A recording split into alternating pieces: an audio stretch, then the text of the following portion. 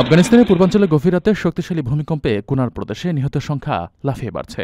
প্রথমে ২০ জনের কথা বলা হলেও এখন পর্যন্ত নিহতের সংখ্যা ৫০০ ছাড়িয়ে গেছে। স্থানীয় কর্তৃপক্ষের বরাতে সংবাদ মাধ্যম আনাদুলু এজেন্সি জানিয়েছে, ক্ষতিগ্রস্ত এলাকায় উদ্ধার অভিযান চলছে এবং কেন্দ্রীয় সরকার সর্বোচ্চ সম্পদ কাজে লাগানোর চেষ্টা করছে। সবচেয়ে ক্ষতিগ্রস্ত হয়েছে কুনার প্রদেশ।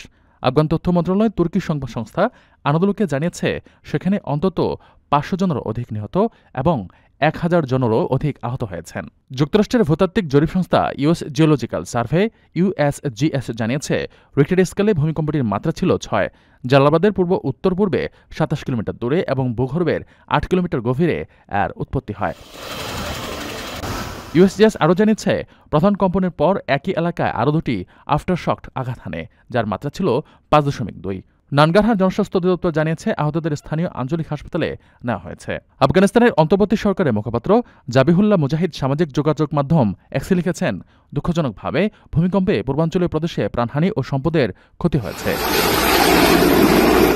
আপনার স্বপ্নগুলো আকাশ ছুবে প্রবাসীর হেলিকপ্টারের মাধ্যমে। বিয়ে, জন্মদিন অথবা যে কোনো বিশেষ প্রয়োজনে হেলিকপ্টার ভাড়া করতে যোগাযোগ করুন স্ক্রিনে দেয়া নাম্বারে। প্রবাসীর হেলিকপ্টার, নিরাপদ ও সাশ্রয়ী বাহনের বিশ্বস্ত নাম।